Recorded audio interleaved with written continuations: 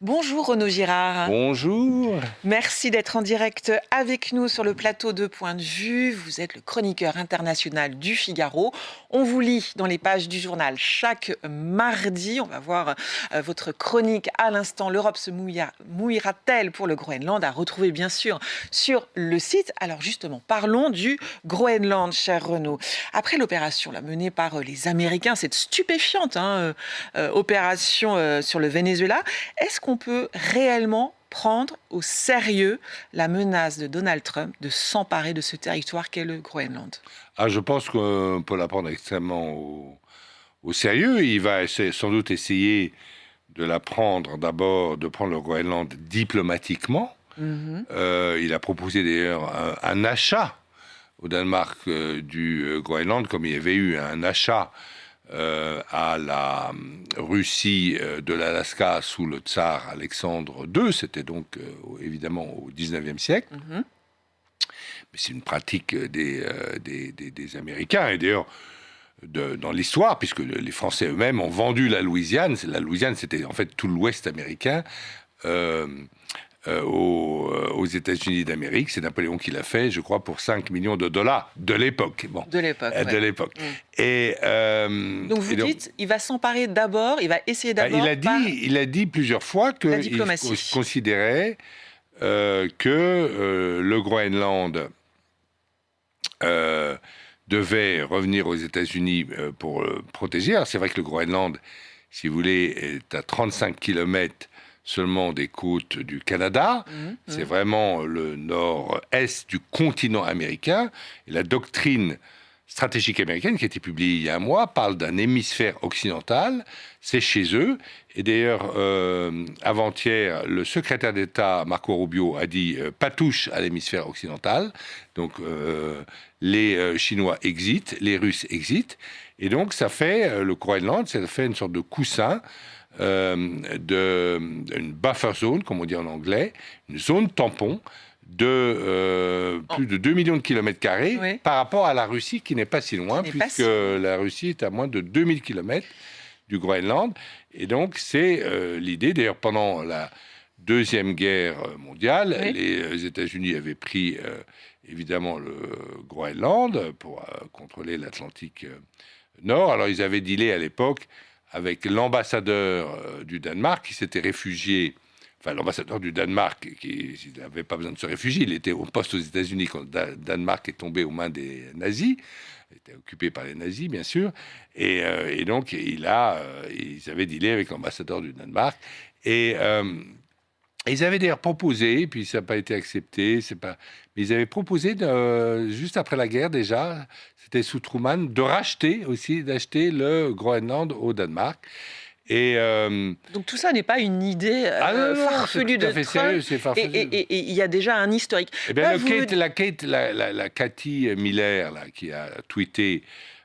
on va voir son tweet, je crois. Voilà, si vous pouvez le montrer, le tweet est incroyable. Mais Cathy Miller, c'est pas une... c'est la voilà, femme, elle a tweeté, c'est ça, cette soon, carte. En disant, avec marqué soon, comme les bientôt, grandes, ça veut dire. Bientôt, voilà. Donc c'est le Groenland avec les couleurs du drapeau américain. Et elle, c'est pas une fofolle, hein, c'est la femme. D'abord, c'est la femme du secrétaire général adjoint de la Maison-Blanche, mais c'est une haute représentante, une militante de rang important du Parti républicain.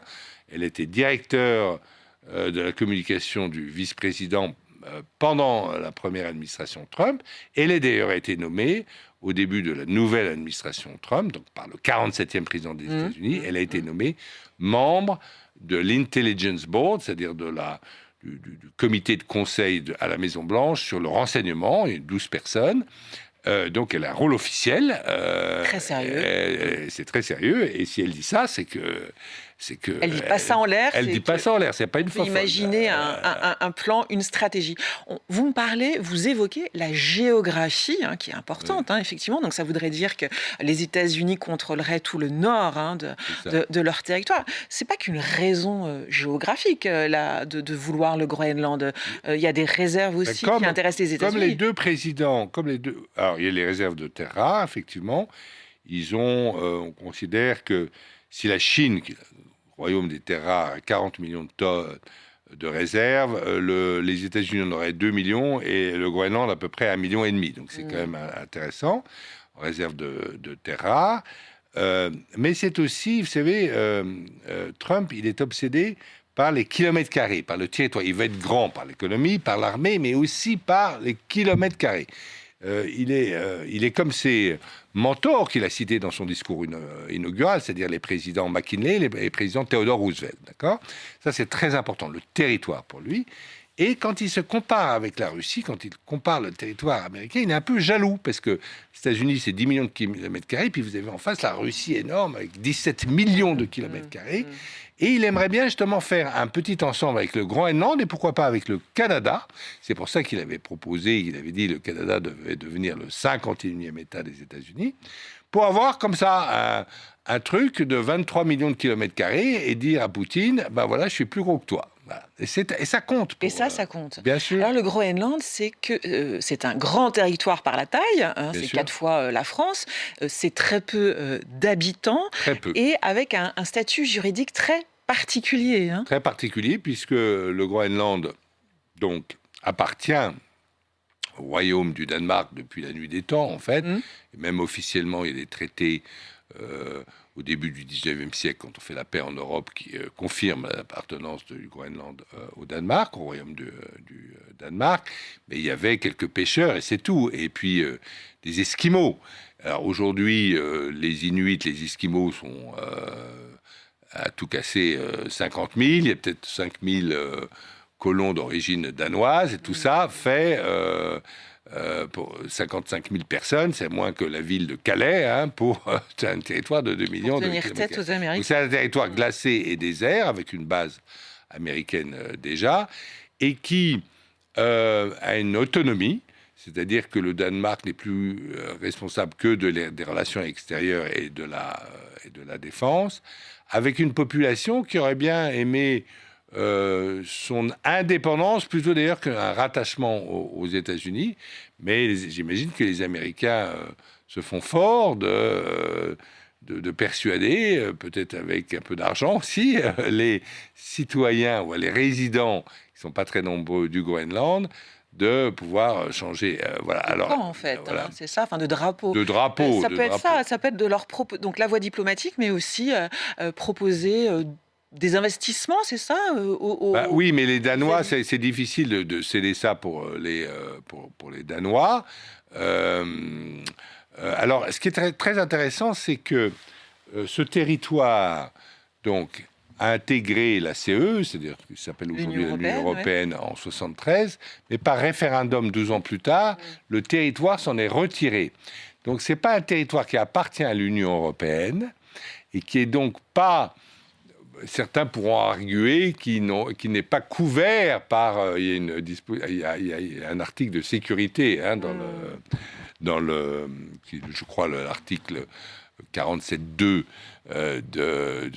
du traité de Lisbonne, de sécurité, de défense de sécurité, un peu un article comme l'article 5 de l'OTAN, entre membres des pays européens. Et donc... comme les pays européens vont évidemment lâcher le Danemark sur cette affaire... on est sûr de ça, Renaud Girard. Ah ben moi, je suis persuadé. Est-ce que vous voyez les Polonais, par exemple? C'est une grande nation militaire, on dit. Maintenant, ils dépensent 5% de leur PIB. Oui. De leur PIB. Hein.